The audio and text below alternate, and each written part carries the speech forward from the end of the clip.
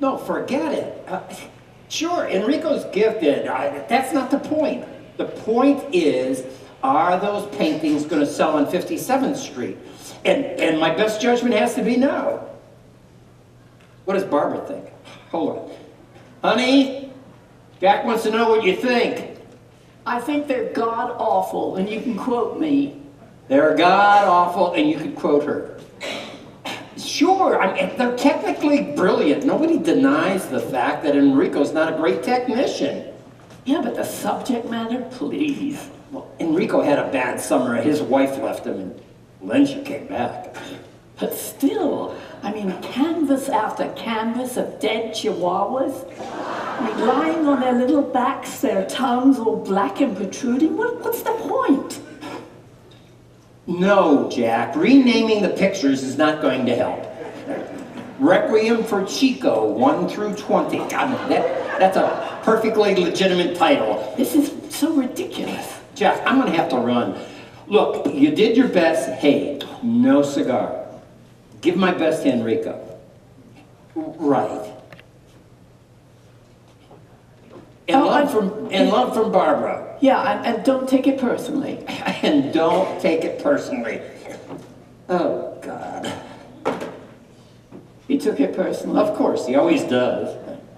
May I ask why you're running around like a dervish? You know exactly why. David, why do you think they're coming? I haven't the faintest idea. You talked to Trudy. What did she say? Well, she said, we'd like to come over around 7 to discuss something, Martin and I. Well, there you are. I mean, I don't think it's anything major. Yeah, but they're coming in from the island. You know how much they hate coming in from the island? Well, maybe they're going to the theater. Oh, they never go to the theater. Unless Fiddler's playing somewhere. No, think about it. I mean, what do they want to discuss with us? Is the gorgeous Sarah giving them trouble? No, I think she's quite happy up there in Buffalo. She's in Buffalo already? It's November. She's been there 2 months. God, that's amazing, that kid in college. I still remember holding her in my lap. Yeah, at Mother's party last April. Well, that I couldn't resist. Martin was ready to kill me. God, what can they want?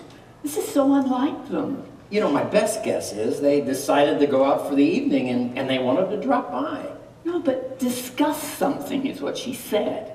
Well, maybe they want us to kick in more for your mother.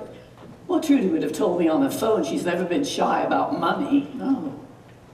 You want a drink? No, thank you. You know what? Me neither.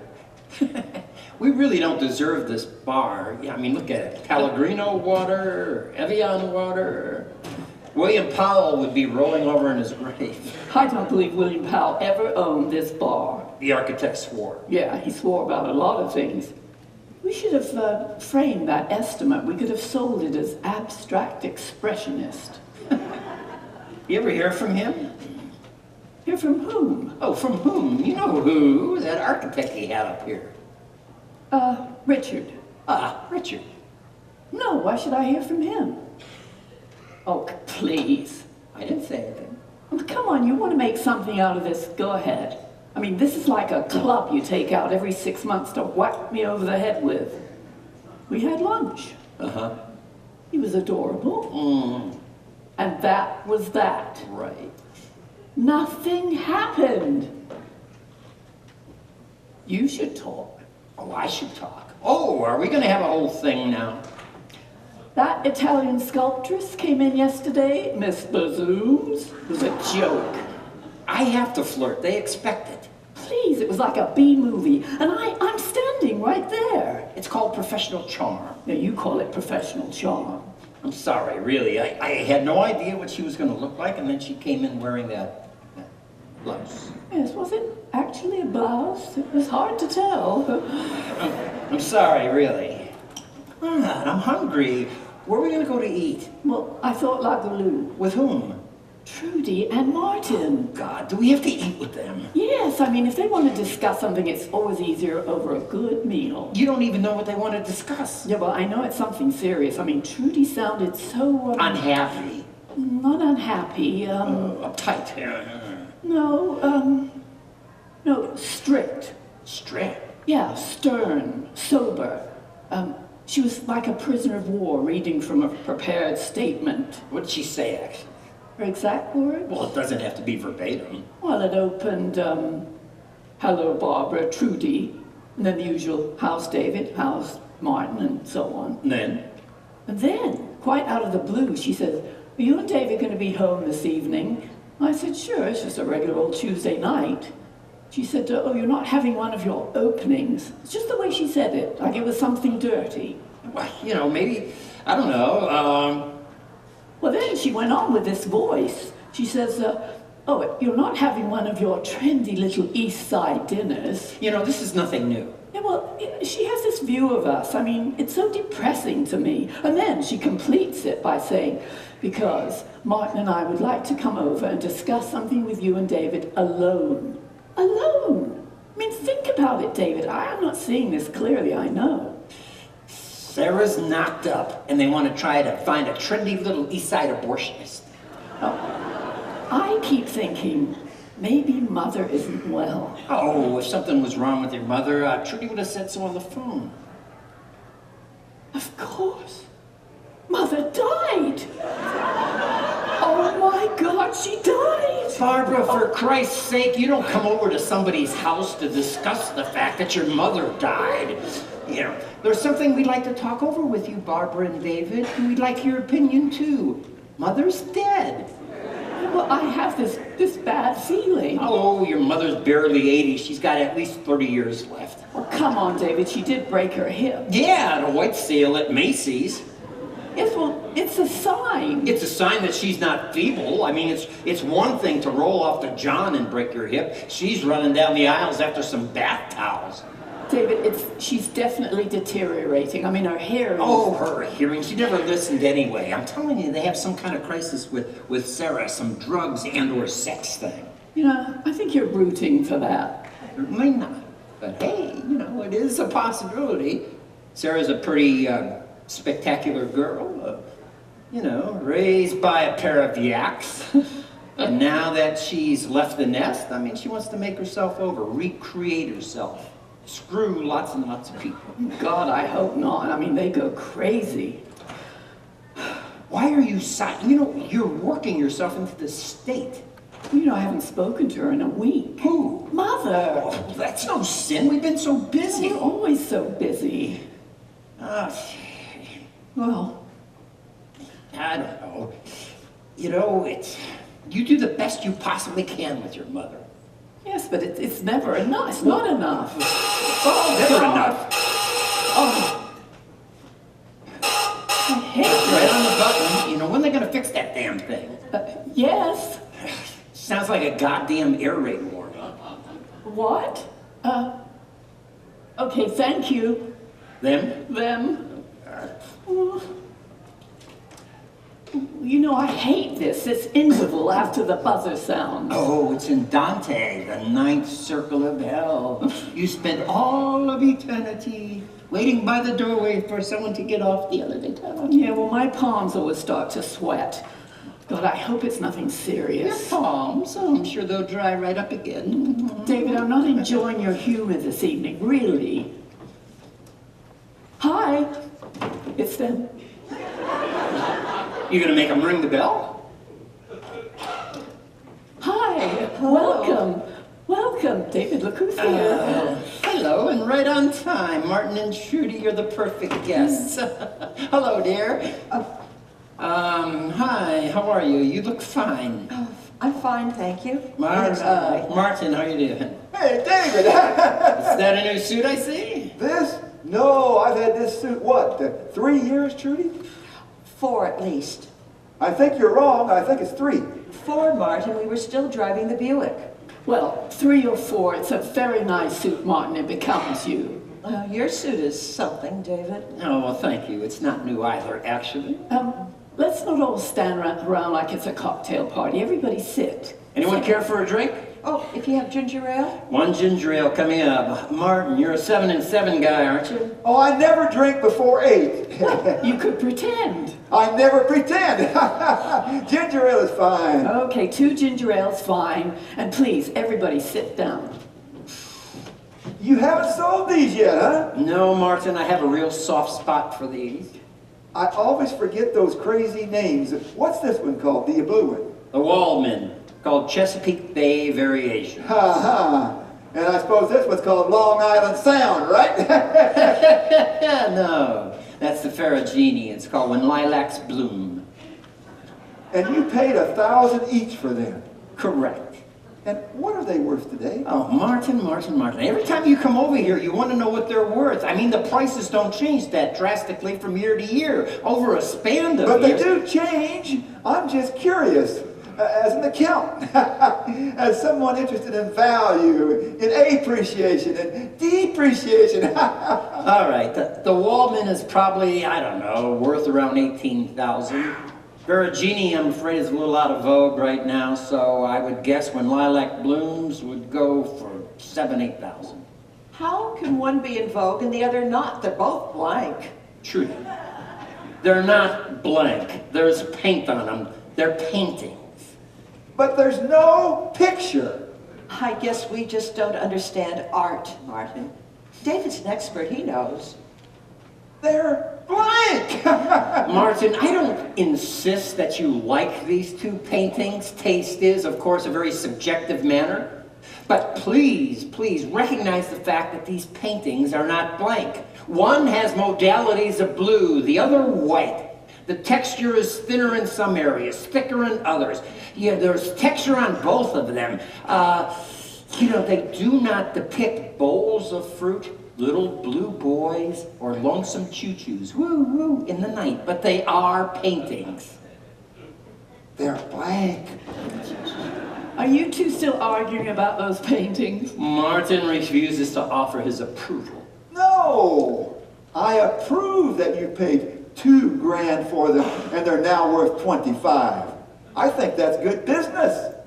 I think as art, they stink. And I'm not afraid to say it. You've never been afraid to say it. Martin, sit here. Now, if there isn't enough ice in your ginger ale, I can get more. Oh, hot and cold are all the same to me. Cheese and crackers. Oh, do you eat cheese before 8? David, don't be a tease. Looks very nice. What is this white cheese called? Brie. Oh, we had that at the Behrmann's, Martin. It's unbelievably expensive. Oh, not really. Have you ever seen two sisters so different? One says expensive, and the other says not really. They're like those paintings, Martin. They're similar in origin, but how come one goes up in value and the other one levels off? That wasn't the right thing to say, was it? You think Trudy's leveled off? Oh, no, not at all. No, Trudy, you look great. And I'm not just saying it. I mean, your hair, your skin. Absolutely. I mean, it was just a figure of speech, a simile, a metaphor, something like that. Excellent cheese. We should get this, Trudy. It costs a fortune. Trudy, I don't know where you get that idea. Well, all French We cheeses buy it on are... time, actually. A small down payment, then pennies a month. By the end of the year, the cheese is ours. You can't keep it a year. Martin, how's business with you? Oh, he's so busy he can barely talk when I call. Oh, I didn't know that November was a busy time for accountants. I thought that would be a rather slow period, right before tax season. No, I'm doing a lot of tax planning for clients these days. Retirement plans, IRAs, deferred He works like annuities, a dog. and pensions. A dog, and I'm home with Mom. Oh, Trudy, I meant to call Mom on Wednesday, but things got so crazy at the gallery. What else is new? How is business with you, David? Quite good, actually. I mean, considering the weather's been so bad. That makes a difference? Well, not to some galleries, but for us, we've always had a strong walk-in trade. People out for a stroll, tourists. You'd be surprised how many people just wander in and whip out their checkbook when they see something they like. Can you imagine? People are such idiots. Trudy, art is a superb investment when you know what you're doing. For example, right now we have a first show by a young Brazilian, Oliveros. Oh, he's just wonderful. Even you It's kind of two. Rousseau-esque, enormous moons, looming breasts, everything larger than life. I mean, fantastic color. Expensive? Not really. To Barbara, nothing is expensive. Trudy, that's not fair. How can you say that? How can I say that? In high school, who had to get a new loose leaf binder every year? Me? No. I had the same one for 4 years, and you? A new one every term. Yeah, well, that was because I wrote my boyfriend's name all over it. I was changing boyfriends every term. And I didn't have boyfriends? Oh, no, I didn't say Jerry you didn't Lazar? I remember Jerry Lazar. Who is Jerry Lazar? I told you about Jerry Lazar. No, you didn't. Of course I did. I'll be at the bar if somebody needs me. Trudy, how's the volunteer business going? Oh, I didn't know Trudy did volunteer work. Oh, sure she does. For years now, with the Brownies. Isn't that marvelous? Still every Monday and Thursday, Trude? You know, I remember those photos you showed me once. She had the most adorable group of little girls. I quit. You quit. Oh, isn't that a shocker? I didn't have a choice. Oh, the Brownies forced you out. It was Mom. Mom? How is your mother? I haven't spoken to her. She's impossible. She forced me out of the Brownies. Well, that's unconscionable. She didn't want me out of the house on Mondays and Thursdays. Oh. You know, I think maybe this is the crisis. This is why you're coming to talk to us. Is it about Mother? Because if it is, you know, I've told you 100 times, anything you want to do, just give me a call and I'll sit down and write you a check. Yeah, the sky's the limit in that department. Or is it the Brownies that you want to discuss? Because my opinion, for what it's worth, and well, I defer to you because you've got Mom, and you've been an absolute saint with her out there in Mineola, and she's so happy with you. My opinion is you should get a girl to come in 2-3 times a week, whatever you want. And you go back to those Brownies because I know that's what you want. I couldn't agree more. It's not that simple. This is a complicated issue. It affects Mom. It affects us. It affects you. Oh, well, maybe the smallest drink wouldn't be bad, huh? Anyone else? I'll take a straight scotch, darling. Mom won't take any help. She has to be with her children. Well, that's ridiculous. I mean, Christ. You can't argue with her. She plays deaf. Oh, we'll write her some notes. David. She won't read them. Trudy leaves her notes. You know, she spits out her half-eaten sour balls in them.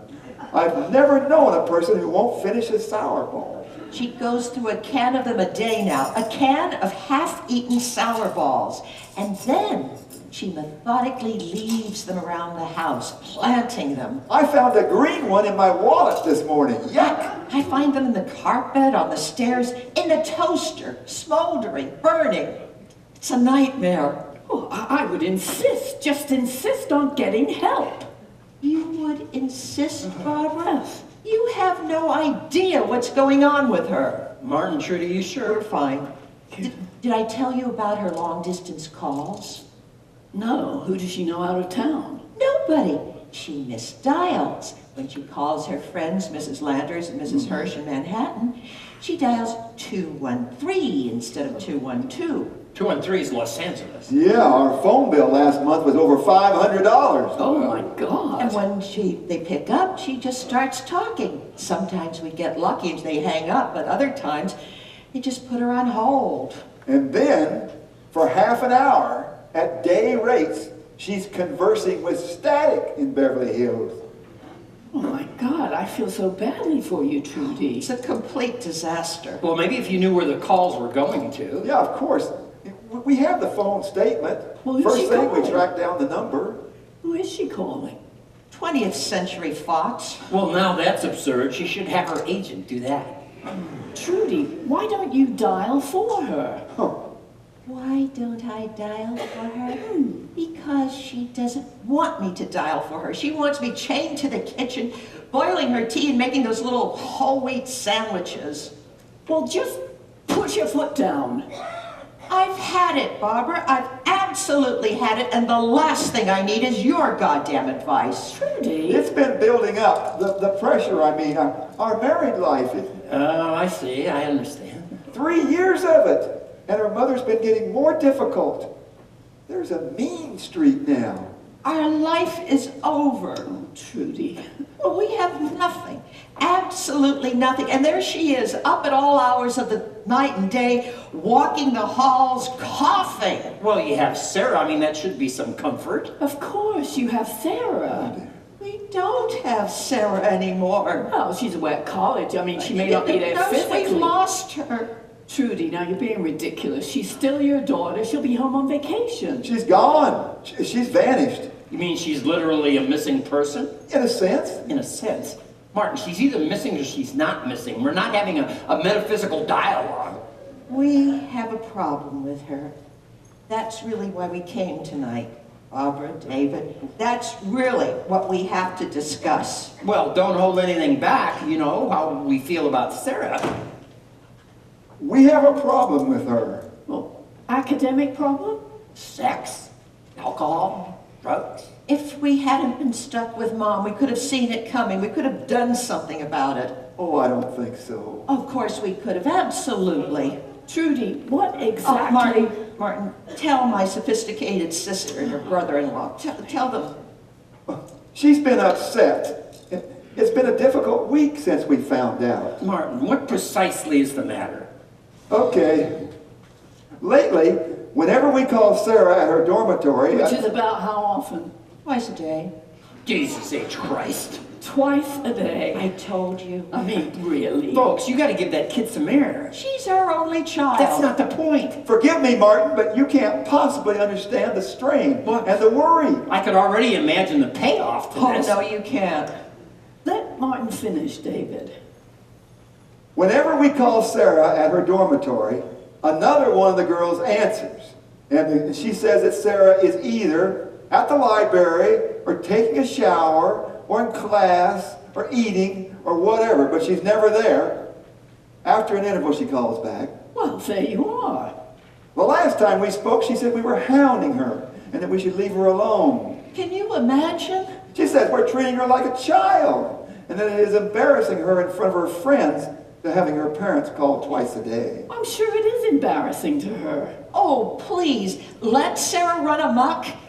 Well, she's 18. She's old enough. Tell me that. Well, it's true. She says that we've been keeping tabs on her and that she resents that. Well, what time do you usually call? Oh, in the morning about 7:30 and at night around 11. Oh, and she thought you were keeping tabs on her?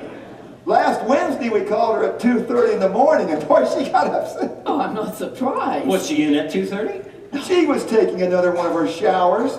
That girl must be clean as a whistle. Oh, maybe she'd been out late. A shower at 2:30? We're supposed to believe that? She thinks we're idiots. Martin, Trudy, can I say something? I mean, really say something?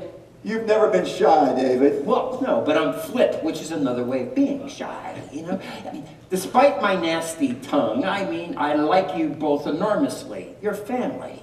We appreciate that, David. But on the issue of your daughter, however, I think you're both completely deranged. I have to agree. David, if you Let only... me finish now. I mean, Sarah might very well have been taking a shower at 2:30 after writing a paper that was due the next morning.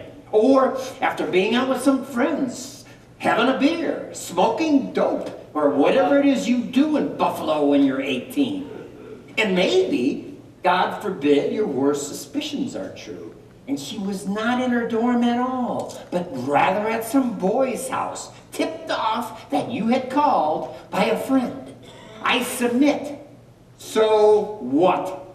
Now I know this is going to be difficult for you to accept, but Sarah is not going to be a virgin for very much longer, and indeed may not be as we speak. She is an enormously attractive girl, with, I'm sure you both recognize, the most amazing body. She is, I'm sure, very popular with the boys. You're just going to have to live with it. Are you finished?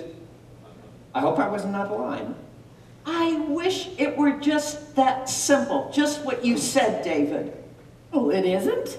Sarah is living with two men on Bogle Avenue in downtown Buffalo. She hasn't set foot in her dorm in a month. She hasn't been to class either. She's living with two guys? We haven't slept in a week. Living with, meaning actually... It's not that she has a boyfriend who has a roommate. She's living with both of them. They call it a menagerie? Menage a trois.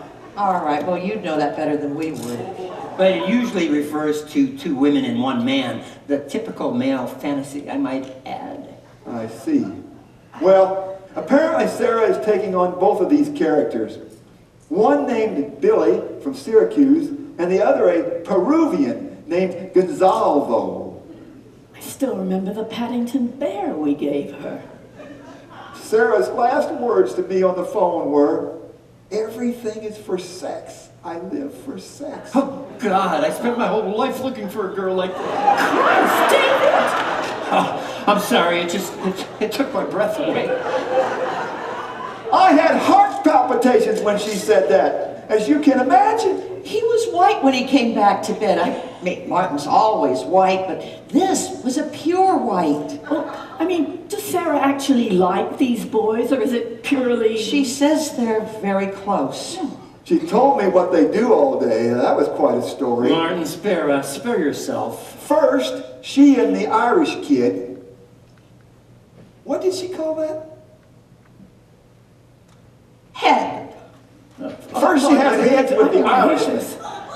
Then she turns around and has heads with the Peruvian. Sometimes she has heads with both of them. I can't imagine how she does that. Can you, Barb? Then, after that, they go out for lunch. That was just in the morning. I live for sex now, Dad. I live for sex. This is absolutely staggering. I'd be a little more concerned if she was involved with drugs.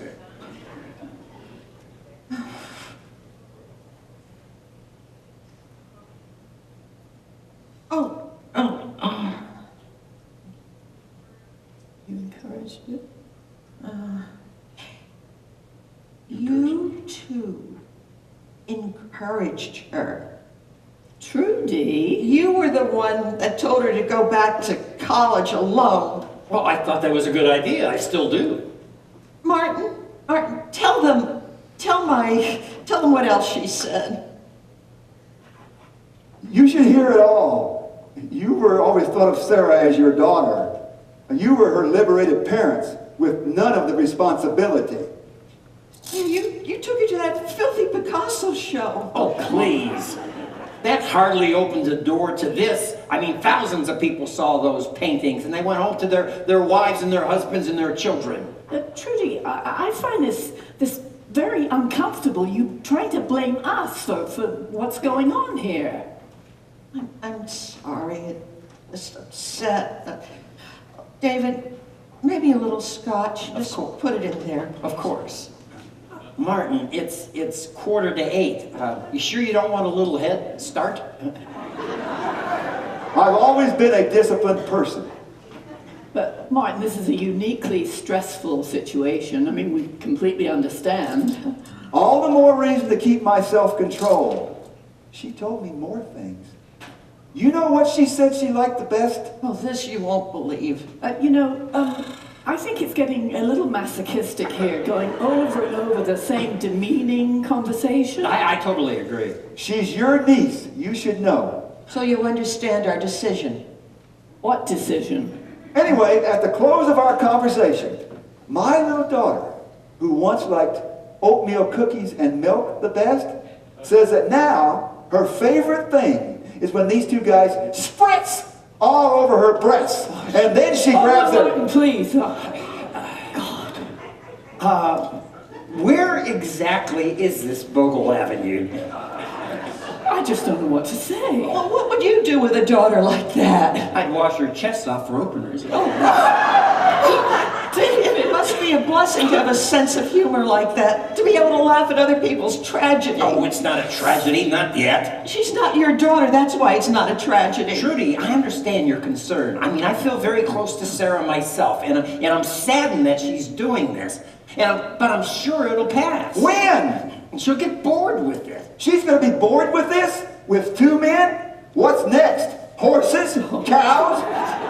Martin, I would imagine any type of livestock is a real long shot. You know, I think that she'll just shake this out of her system and then resume her life. And I think you two staying out of it would be a big help. Yeah, I absolutely agree. I mean, she's just flaunting her sexuality. Oh, so you think we should just wait it out? Well, I certainly don't think you should be calling her twice a day. You should speak to her. Tell her that what she's doing is giving her a bad view of sex. But don't be a scold about it.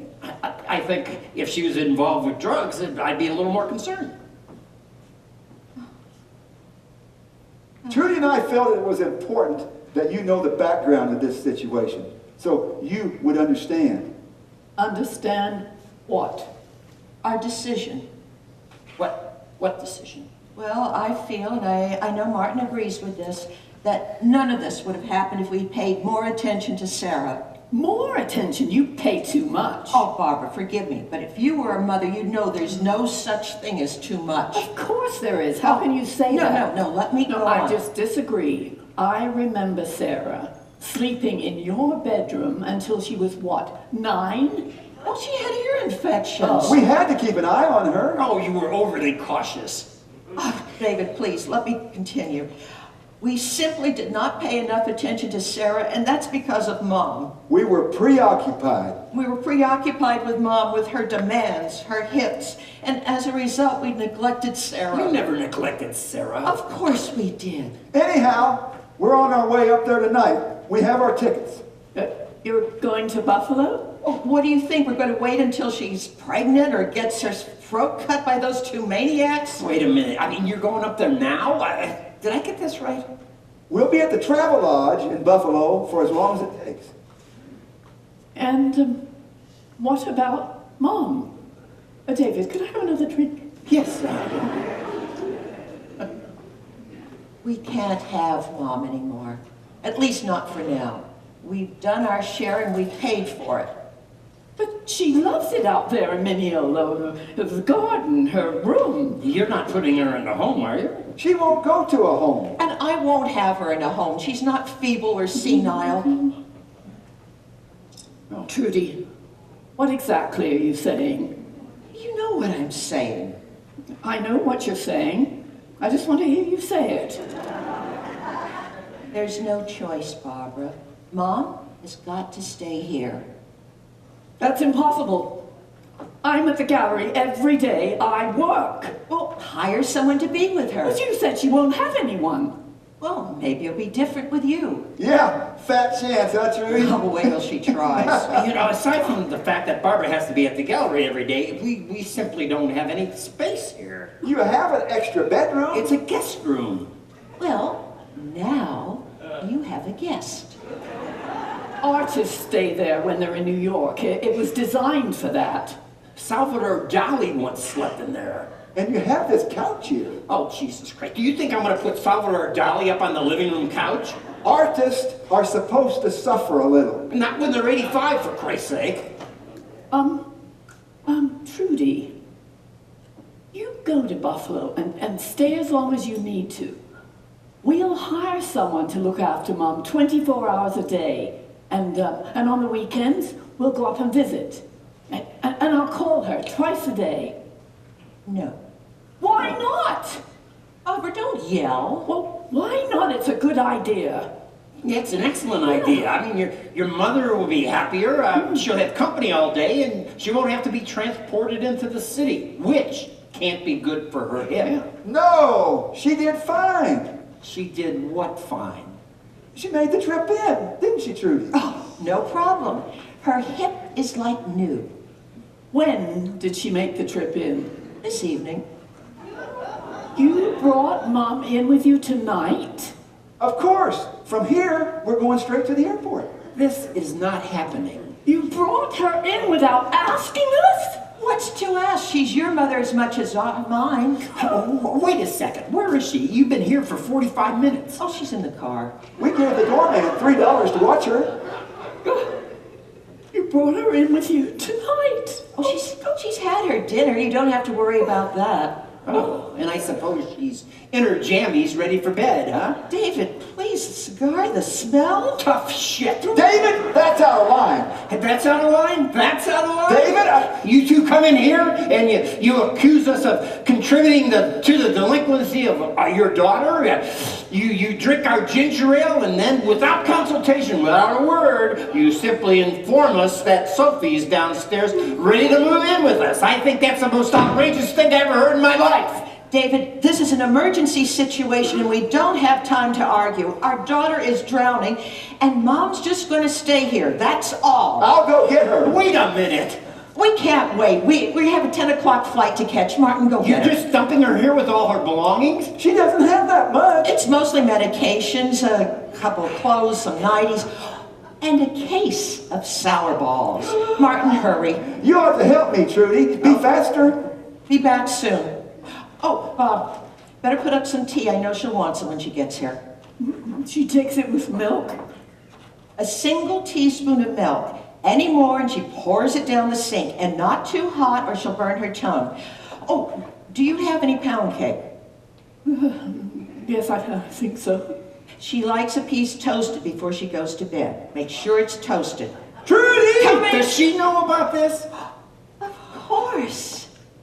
Now I'm living with my fancy daughter. She's very excited. Oh, God. David. It's temporary. We'll hire someone. Well, they said she won't. They said those two assholes, how they live their miserable life is their business. If your mother's unbearable, if she threatens your mental health, we'll put her in that DeWitt home. Come on, that's $5,000 a month. I'll sell some forgeries. It'll be worth it. You know, eventually, they'll want her back. Absolutely. I mean, they can't live without Sophie. They'd have nothing to talk about. Oh, God. Scenario. They go off to Buffalo. Sarah tells them to screw off, and they return abject. No, they'll bring her back. I can't see how. No, I know them. I mean, they can be pushed to a certain point. I mean, Martin's a schlemiel, but he can be a determined schlemiel. Yeah, he gets things set in his mind. Exactly. All right, so they go to Buffalo and they bring her back and they keep her, I don't know, a month or so, until she promises to rededicate herself to the Great Books program and to never again blow more than one Peruvian at a time. You know, bingo, she goes off to Buffalo. Martin and Trudy return to long silences over the dinner table and they beg for Sophie's return. And that's your scenario? That's it. I mean, we have Sophie 1 month tops. Maybe. Oh, God, I've got to make the tea. Oh, just because Trudy says so, you're going to hop to it?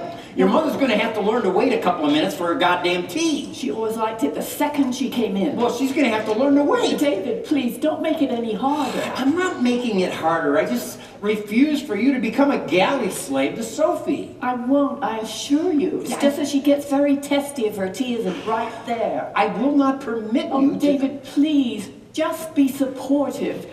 I mean, that's all I need. It's going to be tough enough. What I need now is support and understanding.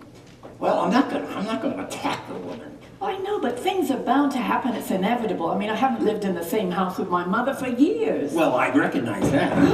God, Beautiful Oh, man, how'd they make it back so fast? God, David, you please. She's your mother. Oh, no, please, David. I can't handle her right at the door. Please, David.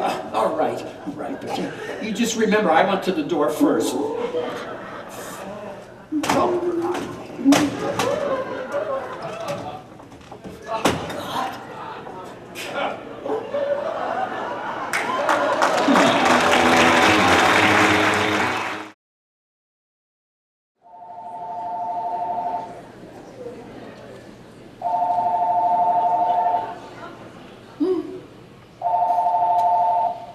Hello? Oh, hi, darling. What? Oh, I sort of dozed off. Mother was napping, and so I took the opportunity. How is she today? Impossible. Just impossible. Well, I forgot to pick up People magazine. That set off a wave of hostility. What?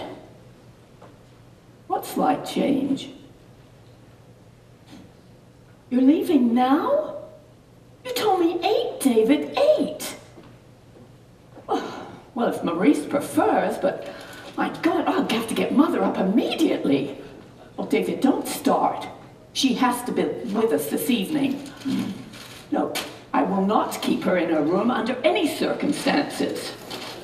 Well, explain it to Maurice. My God, the man's 98 years old. He should understand. Well, take him to dinner alone if you prefer.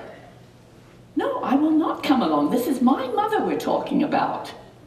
She's eating with us, period. Oh, my God, she's up. Do not ask for who the walker thumps. It thumps for thee. She draws ever closer. Yes, I'm wearing your favorite dress. Yes, I'll look sexy. Feel sexy? I'm afraid that's impossible for me as long as she's here. What can I tell you? Well, look who's up after the most enormous nap. I'm on with David, Mother. Yeah, she looks a little better. Not quite so jumpy, we all hope. Ready for a great evening. I didn't sleep a wink.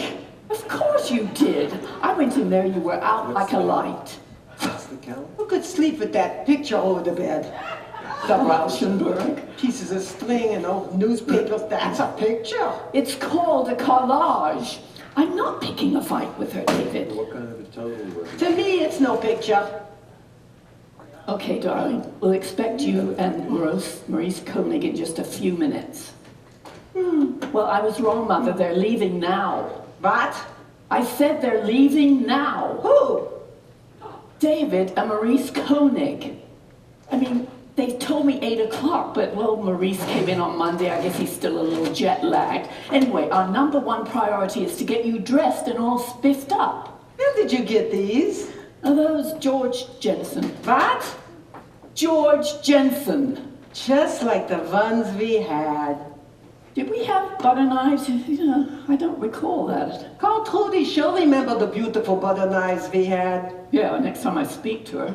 The pattern was a little different. It was called the Lock Sheldrake Arms pattern. After the hotel we went to, remember? I don't, actually. You don't remember the Lock Sheldrake Arms? Well, how old was I? 2.5. Well, how am I going to remember that? We stayed in the new wing even. You have any idea what that cost? Even in those days, so you'd have a breath of fresh air. Well, Mother, I'm not questioning that we stayed there or that it was a sacrifice. I simply don't recall the event. There was the old wing and the new wing. Your father and I stood by the front desk, and guess what he said? Even if it costs more. That we should stay in the new wing. What? That we should stay in the new wing? That we should stay in the new wing. Well, Mother, I think that's wonderful that you did that for us. And those melon balls you were so crazy about. What? You don't remember those either? I was 2.5 years old. How can I remember melon balls? Mother, we have to get you ready. I don't understand. What is this? This is nice. What is this? Fish Popsy? No, it is fish. It's a cold mousse of pike, and I have a Pernod sauce that goes with it. Oh, so it's gefilte fish. So it's gefilte fish. No, I just told you it's a cold mousse of pike. And if people would like, I'll serve some Pernod sauce. To me, it looks like gefilte fish. Well, maybe there's a family resemblance, but the dish is called pike. Cold mousse of pike. You wouldn't serve gefilte fish, is that it? It's not that I wouldn't serve it, Mother. It's just that I don't find it a particularly festive dish. No, it's not that I'm ashamed of it. If that... What? Why are you shaking your head? Why are you getting so upset? I'm getting so upset, Mother, because in 5 minutes, Maurice Koenig, the creator of Yonkel the Matchmaker, the windows of Masada, and the Jerusalem tapestries, is going to walk into our apartment for dinner. Instead of sitting there sniping at me, you should be getting ready to meet this wonderful, marvelous human being. Sniping, please. Sniping, what else is it? I mean, for weeks now, I feel like I'm up before some sort of review board. Every day, these debates. You want me in a home? Just say so. Mother, I don't want you in a home. I wouldn't allow you in a home. What I'd like is a situation where we could talk to each other without wearing flak jackets. You're overexcited, Bobsy. I am not overexcited, Mother. No, please. This is Maurice Koenig we're talking about now. Soon I'll be gone. Then you won't have to worry. Oh, my God. Sophie Greengrass, beloved mother of Barbara and Trudy, adored grandmother of Sarah. Stop it. Trudy had them all written out. Had what all written out? My death notices. I found them in her recipe box under casseroles. Death notices? You found death notices? She had them all prepared. Trudy actually sat down and... She said that when I died, she wouldn't be able to think straight. So she prepared them and she wrote them out beforehand. I can't believe it. Knowing Trudy, I thought maybe she got a discount doing it in advance. Mother, no. Maybe it was her wish, I guess. Right, Bobsy? Is that the right psychological thing? She just wanted No, it to it was be... a dreadful thing for her to do. Just unbelievable. First I find death notices. The next thing I know, I'm dropped off here like a package from Altman's. Oh, Mother, listen to me. Now, I understand you feeling hurt, feeling angry. Nobody's hurt, nobody's angry. No. This is just the way my children do things. Oh, Mother, no, please, you mustn't feel that way. I mean, we're trying to make things as easy as possible. Now, I mean, we need to get you dressed, Mother.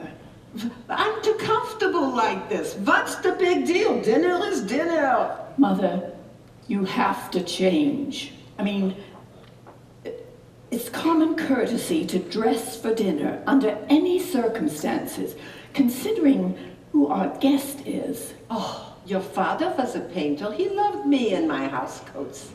He was a house painter, and he didn't love you in your house coats. Of course he did. He didn't. I distinctly remember him walking in the house at night and saying, "Again with the house coat?"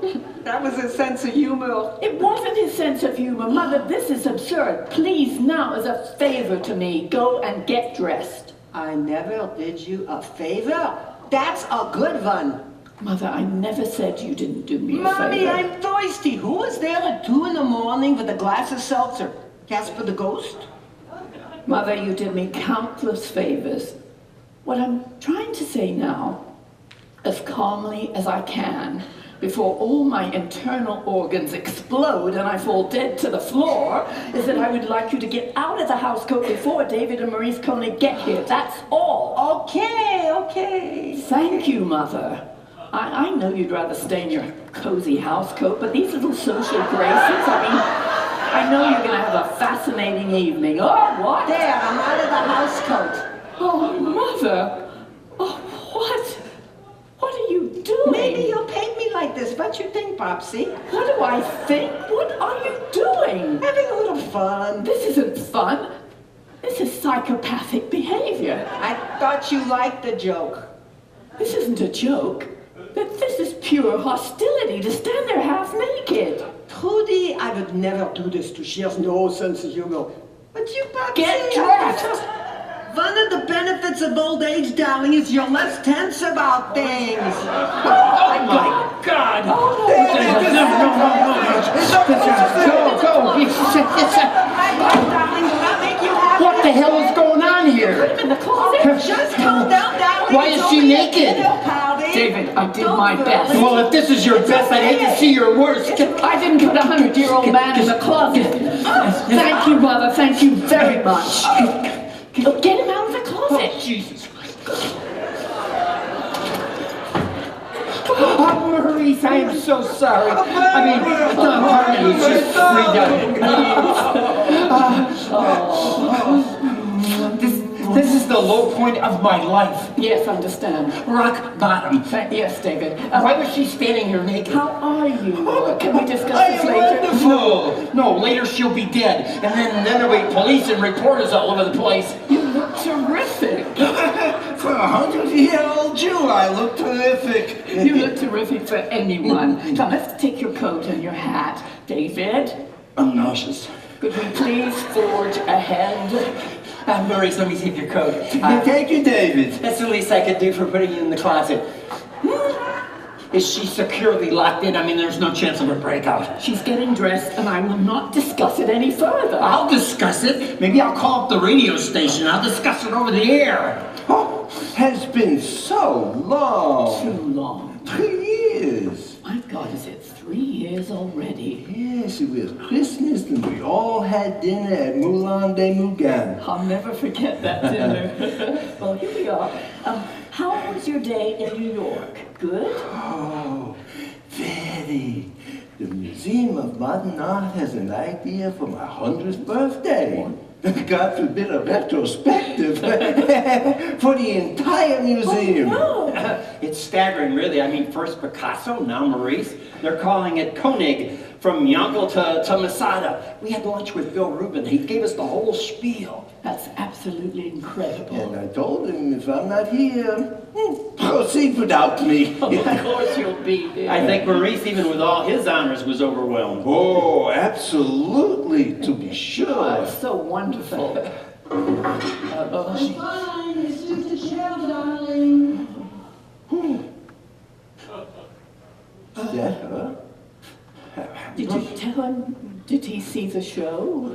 Oh, yes, and then I saw the show at your gallery. Maurice was overwhelmed. Oh, the color. It's wonderful. Oh, like oldies. I have to call the gallery in the morning. Yes, well, when they hear that you like the show, Excuse? when they hear that you like the show, Maurice, some wine? Oh, wine would be lovely. Snuggums? yes, thank you, David. A large glass. Maurice, I made him some appetizers. I know compared to what your cook whips up. My goodness, you filled the finish. No, actually, it's a cold mousse of a pike, and I have a Pernod sauce to go with it. Gefilte fish is not served anymore. No, yes, of course it is. Of course, wait. Of course, gefilte fish is still served. Oh, yes. I mean, you'd be surprised how many gefilte joints have opened up. Some new ones, yes. King gefilte, House of gefilte. Oh, David, I know you are joking. You know, David, Maurice. You try some? Oh, of course. Maurice, I must tell you about my mother. Yes? She's, how can I put this? She has a rather strong will. Oh, of course. I mean, one never quite knows in what direction she might go. I think what Barbara means is, Sophie's not used to dinner parties. That's not what I mean. Excuse me? Well, I mean that she, Yes, that she is your mother. Yes, that's it. Oh, Mother? No, it might be locked. That is her? That's Sophie. I'm coming, Mother. But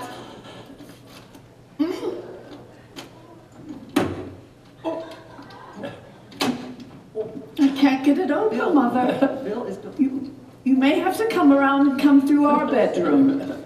Oh, there it is. There you are, Mother. Mother! Billie Holiday, we weren't expecting you. Fresh boy. Oh, please don't. You'll be up all night. Oh, this is my pleasure. Are you sure you're all right without the walker? What walker? Hello, everybody. Hello. Hello. Remember that commercial, David? I do indeed. It was a shampoo commercial. I used to sing it around the house day and night.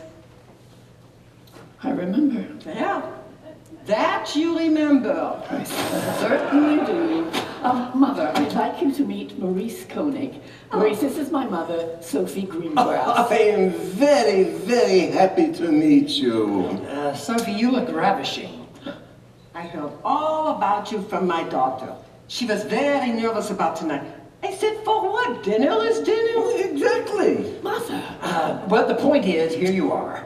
Here I am, so let me sit for a minute. Who locked that door? Not me. Oh, well, I might have locked it without thinking. Yes, we're very crime conscious.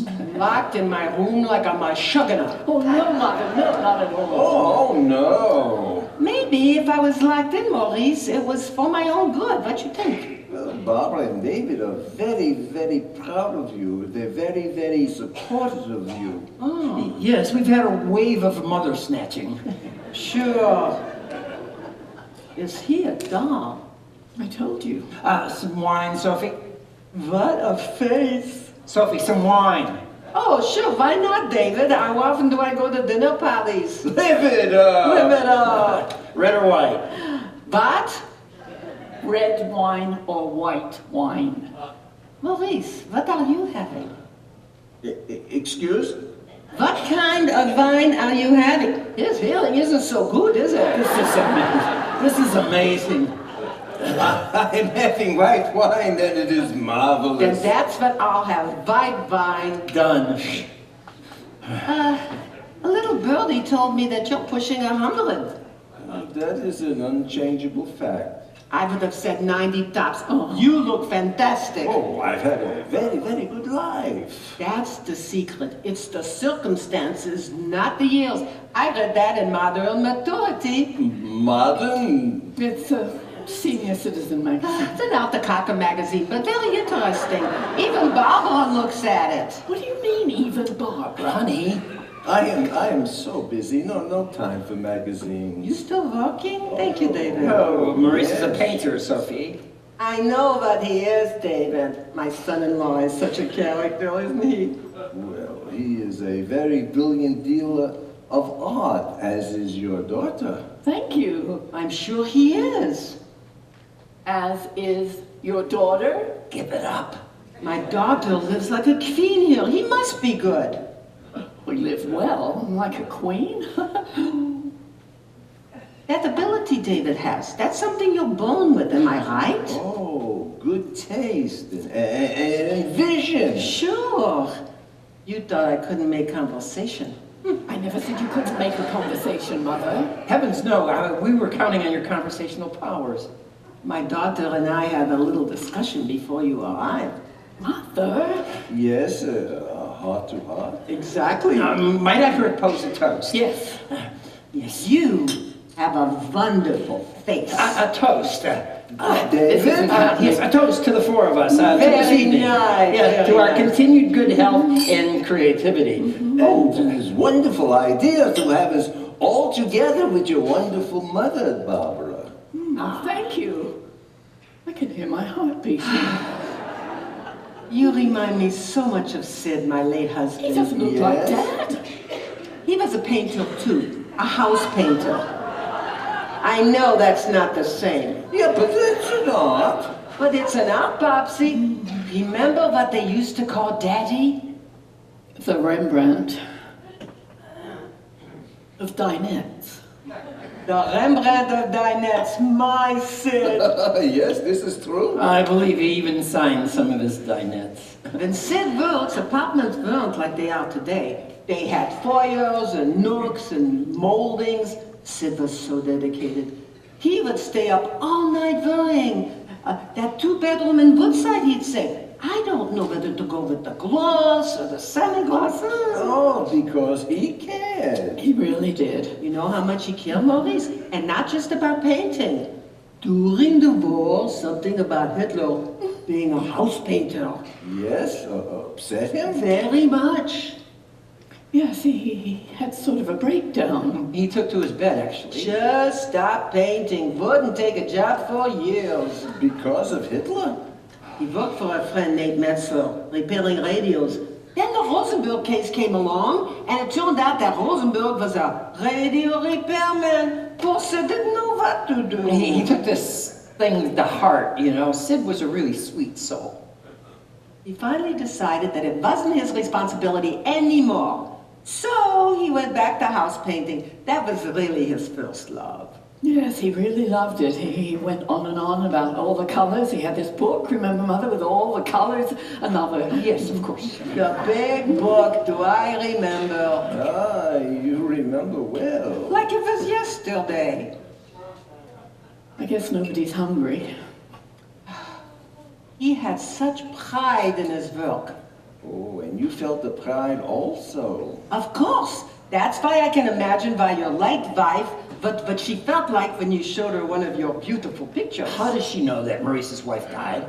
I have no idea. This is so incredible. Ah, she must have burst with pride. Oh, she was very proud, very supportive. Sure. That's what a wife is for, Maurice. That's what a wife is for, Sophie. Sophie. Why do I find myself trembling uncontrollably? David, look at this. He's holding my hand, Bobsy. What should I do?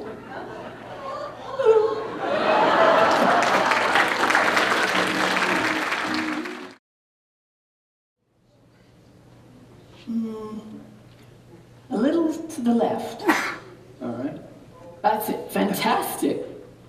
You know, that's as good as anything he's done in the last 5 years. And it's my mother. Yeah, it's amazing. You know, I'm finding this all a little difficult. Of course. I mean, it's wonderful, but it's, I don't know, it's depressing at the same time. I mean,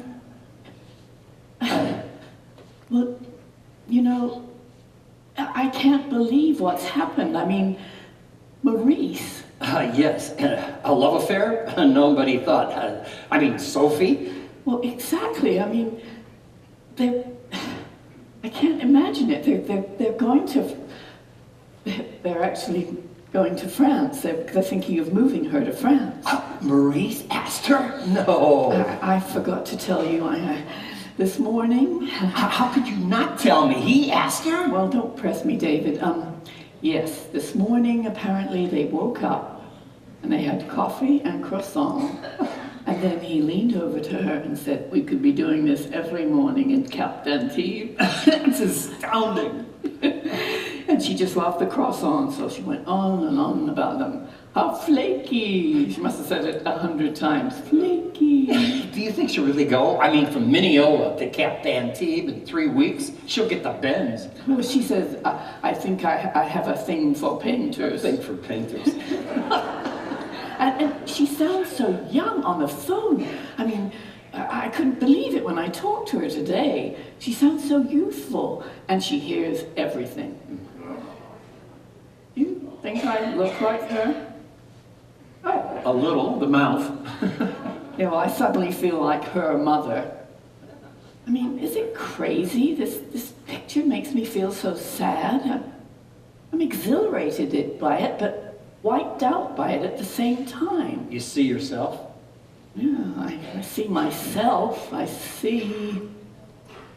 Oh, I don't know. What? I feel so totally strange all of a sudden. Oh, sweetie. David, are we all right? Of course we're all right. I mean, you don't feel like anything's missing? No. I mean, we've been married for so long now. So what?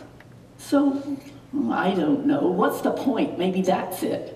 I mean, things change and people evolve and all we do is talk about it. That's not true.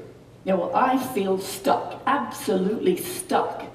I mean, when Mother was here, I had absolutely no libido. And then she rediscovers sex and she's gone.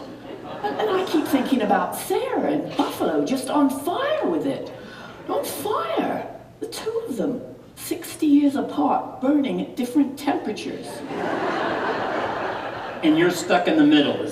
Yeah, I'm buried in the middle. That's how I feel. Without kids, is that part of it? No, that's not really what I'm talking about. Which is? I have to find the fire again. Both of us do. Fire? I'm talking about sex, David. Remember? Sex? Oh, I remember it with great fondness. You getting up? Hey, I just don't believe in hammering things out all the time. Well, you always do this. You avoid any kind of confrontation. I believe in going with the flow. Yeah, well, what if there is no flow? Oh, there's always a little flow. You're playing music? Bear with me. I don't want music. I want to talk. And I want to dance.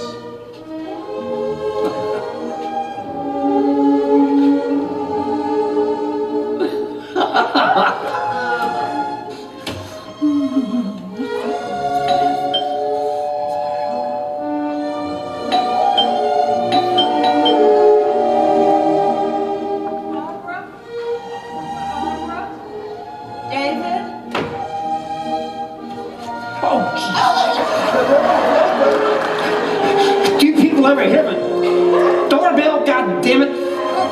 Right. That awful music. That awful music happens to be from Rosenkavalier, and it's some of the best goddamn music ever written. I mean, it's romantic, it's thrilling. God, you scare me to death.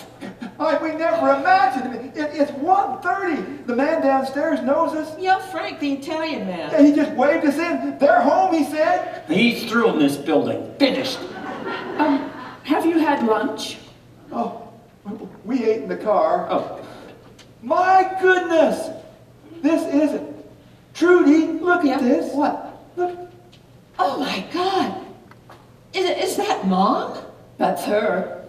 Have you ever seen anything more astounding? It looks just like her. Oh, very nice. Who did it? One of your artist friends? Maurice Koenig did it. Maurice Koenig? Yonkel, the matchmaker? Mr. Yonkel himself.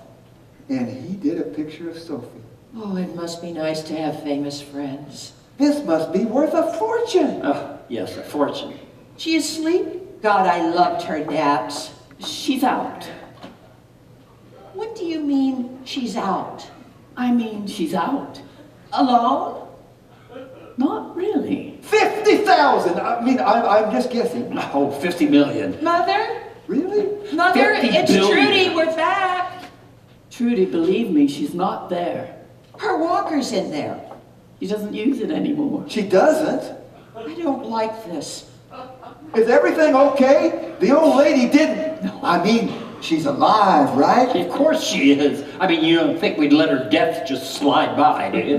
There are no clothes in there. Where are her clothes? Trudy. What's going on? Plenty. Trudy, Mother hasn't been here for a week. She hasn't? Well, where is she?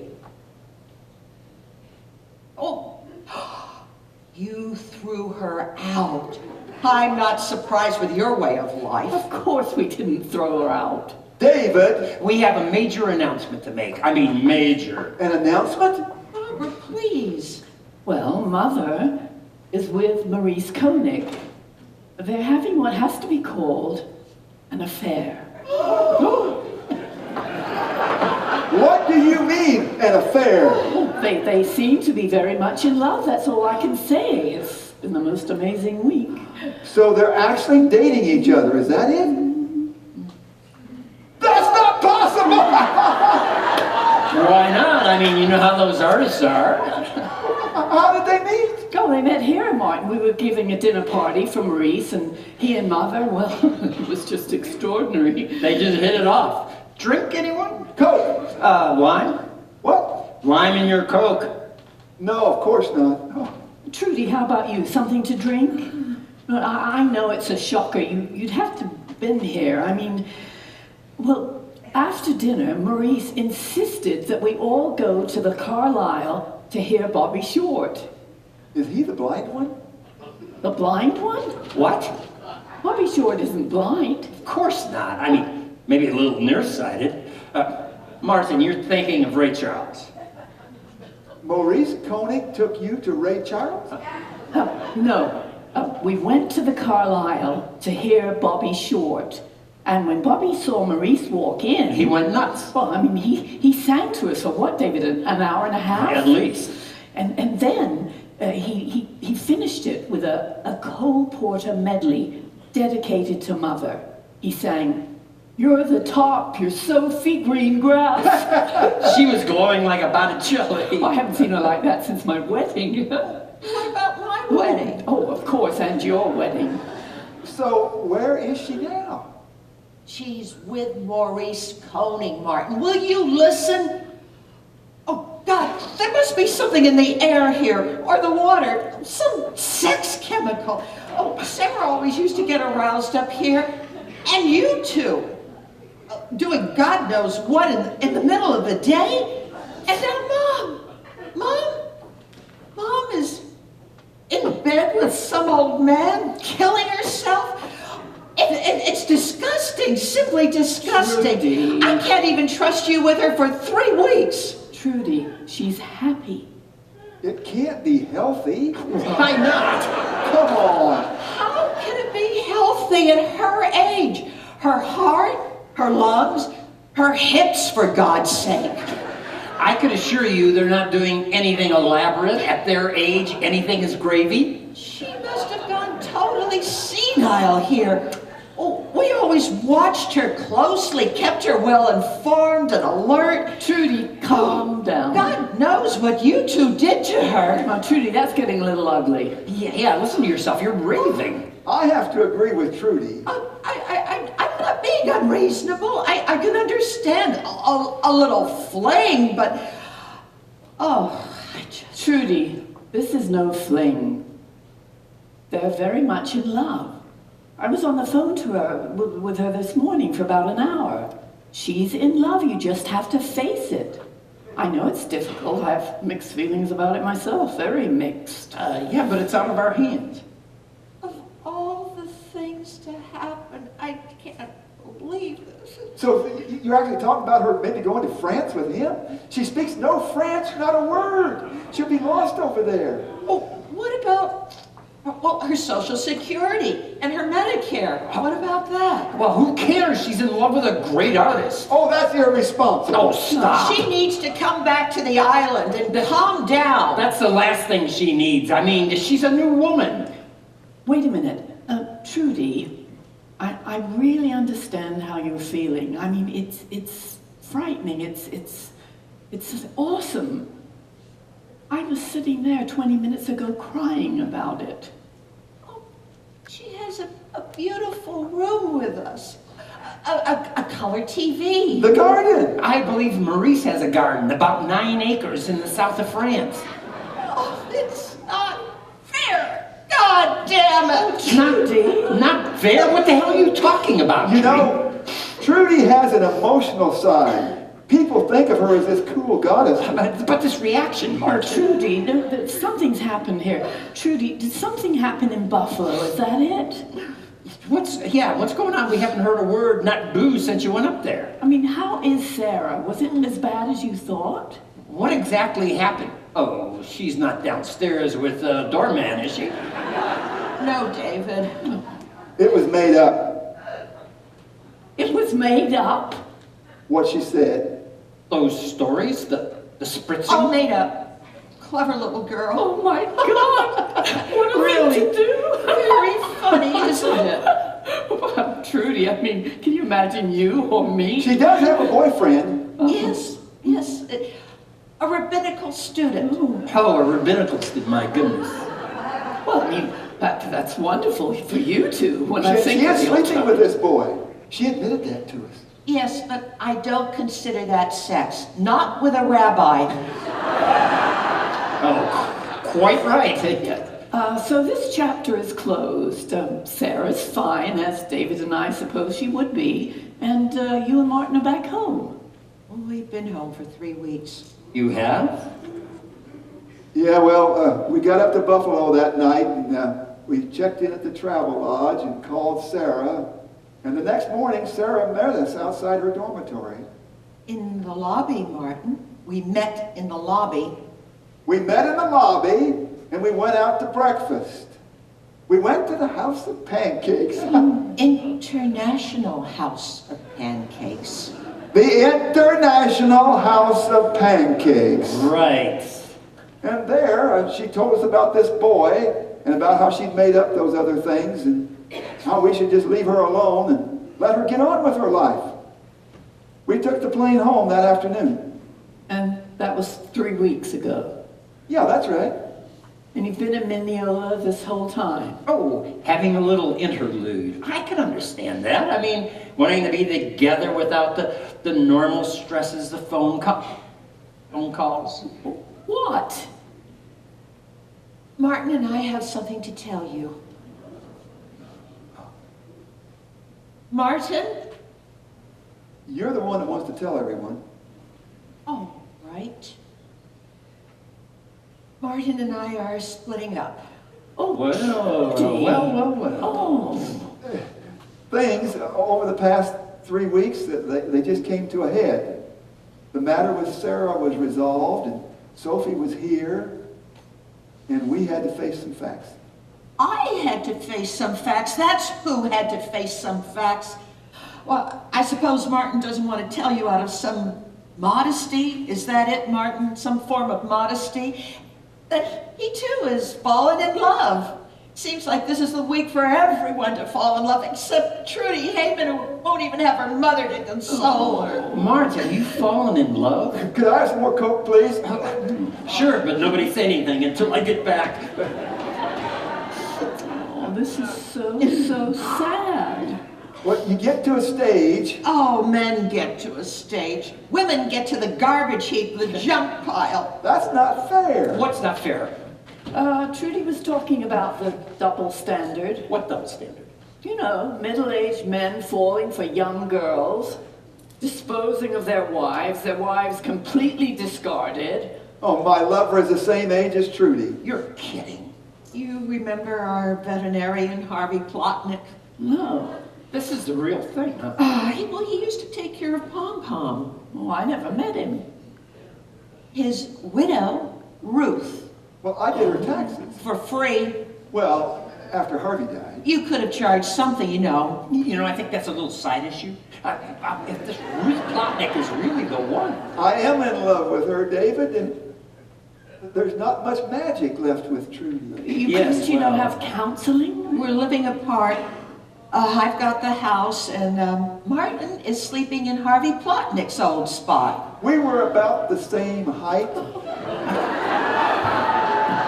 Well, you remember the Plotnick's house. You know, I don't. I wish I knew these Plotnicks. So do I. Yeah. Here, I have a picture of Ruth.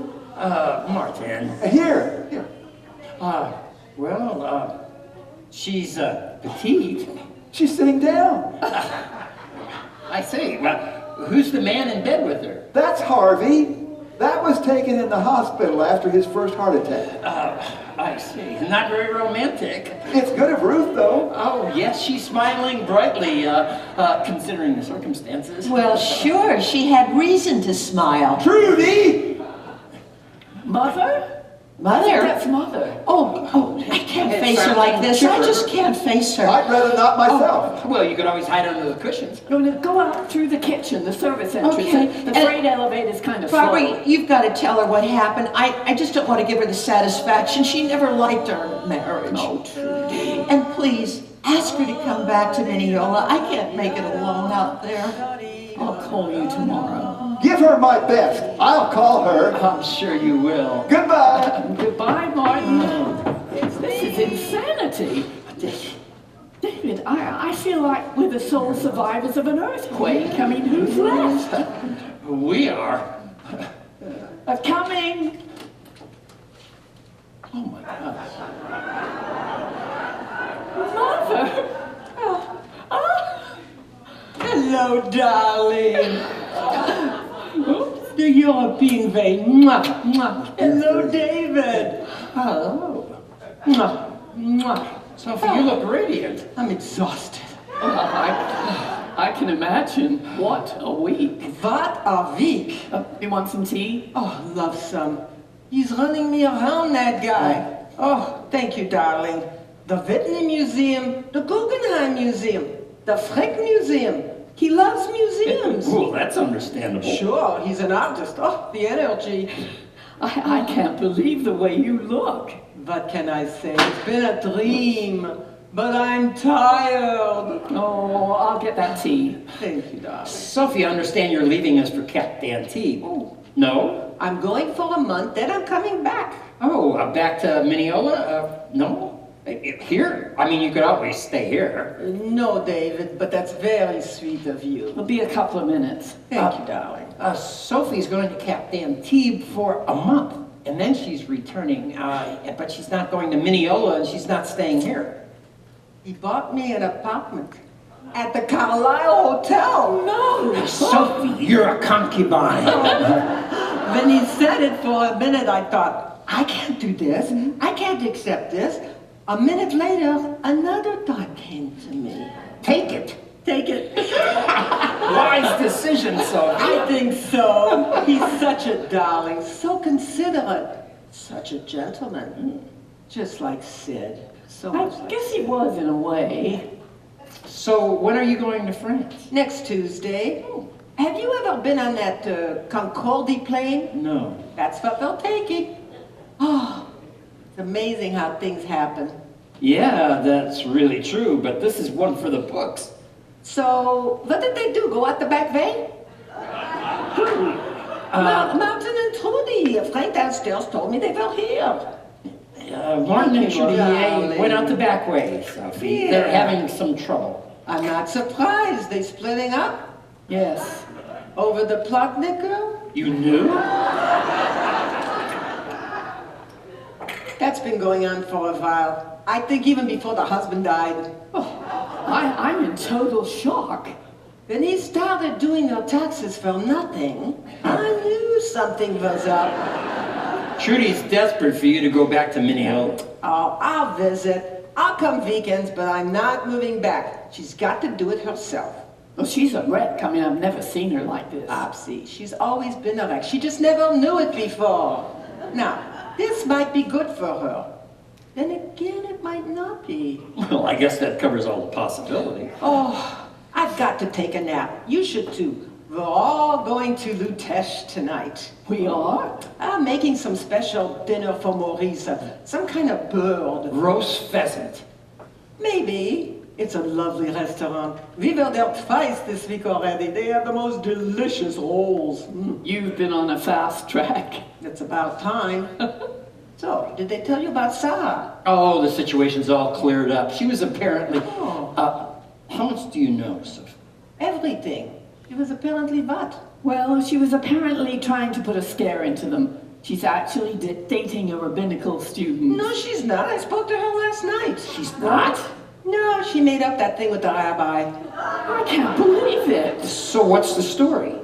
Well, the story is she's living with the two guys on Bogle Avenue like she said. I told her I was very concerned. She said she knew it was extreme behavior, but it was just a phase, something she had to do. Jesus H. Christ. Well, is she breaking it off? Soon, it was just something she had to do.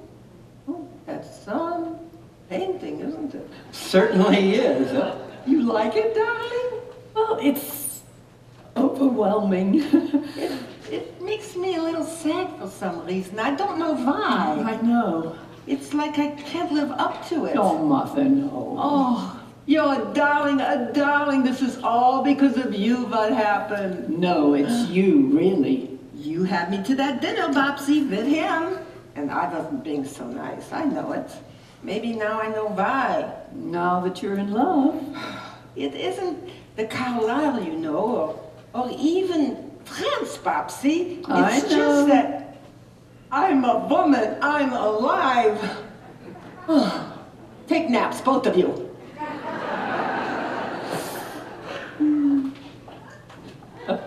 Well, the afternoon certainly picked up.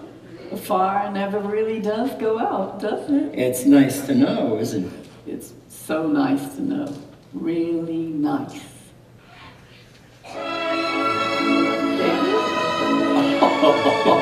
Oh,